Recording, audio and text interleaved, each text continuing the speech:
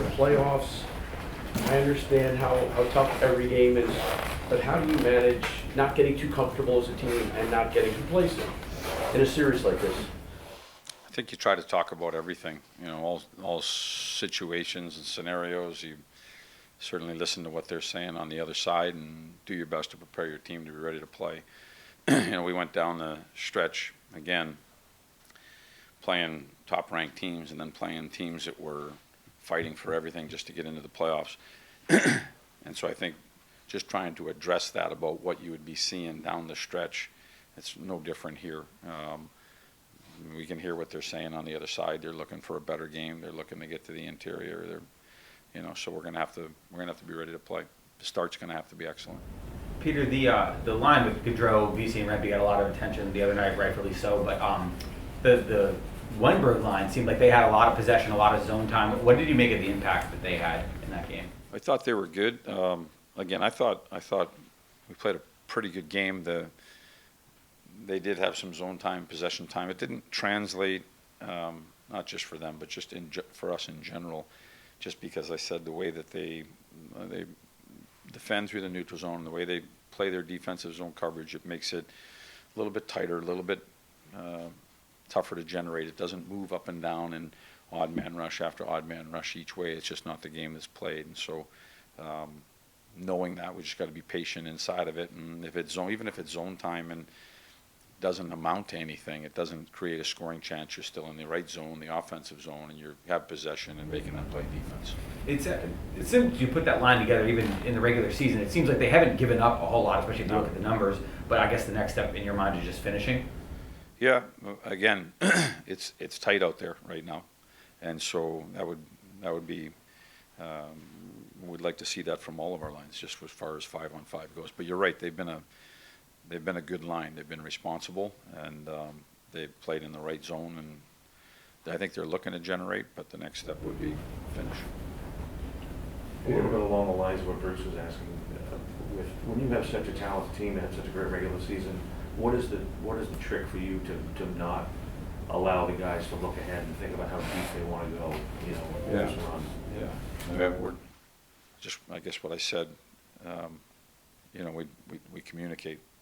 Yesterday we had meetings. We didn't go on the ice. We, made it a point to stay off the ice, conserve energy. We had been on the ice for 3 practices, then a game. If we practiced yesterday, that would have been, I think, 6 days of being on the ice. Just didn't need that, so just try to conserve it. But that doesn't mean we're not working. Doesn't mean we're not watching video, trying to get better inside the game. And again, messaging, I think, is everything. You listen to, what both sides are saying, and listen to what they're saying, and then just communicate to our guys what we need to do, our plan, and how we need to play.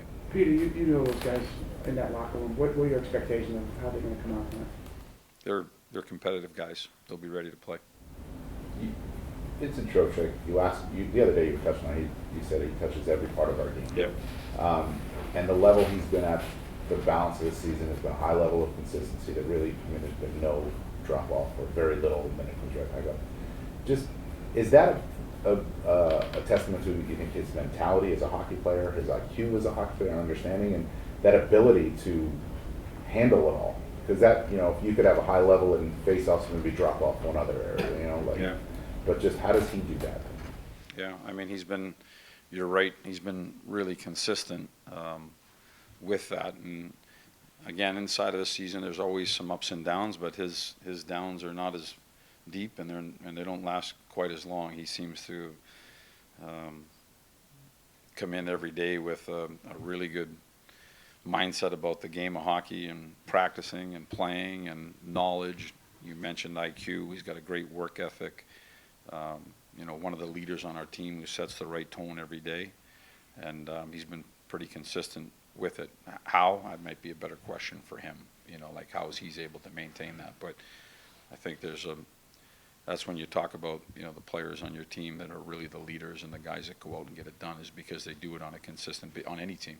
They do it on a consistent basis. Is there something to be said too that when he comes in the building, he knows who he's going to be playing with? He knows the power play he's going to be on for the most part. Yeah, I think that there's some. I think players like that. We've been fortunate with regard to that. With the exception of injury, there hasn't been a lot of change. And I do think that there's some stability that goes with that. I don't know if, it's been different for him in years past. If that was an issue where it took away from his game, I can't answer that. But I do think that it has led to some stability in our lineup. McElrath didn't play a lot for you in Washington, obviously, but I'm wondering how well you got to know him and what you think of him. He's a character kid. He's big, he's strong, he's tough. I did get to know him, obviously, coaching him. He didn't spend a lot of time, but he did spend some time with us. A defensive defenseman who plays with an edge. So right now, their defense has taken a few hits injury-wise, and it's put new people in play, and he's one of the guys that's in play. Coach Tibbs talked the other day about you and how much he enjoys your coaching and how much he enjoys watching you play the Knicks side. Do you also watch that? What an ending.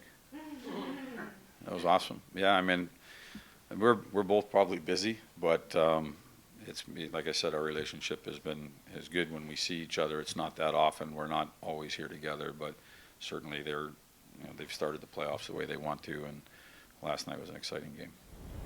Peter, it's been, I don't know, close to 2 weeks maybe since at least we've known that Hedl has been back and on the ice. I'm just curious how he's looked to you and if you feel like he's made significant progress in that time being back on the ice. I think anytime a player's out there and being pushed in practice, in drills, being pushed, they're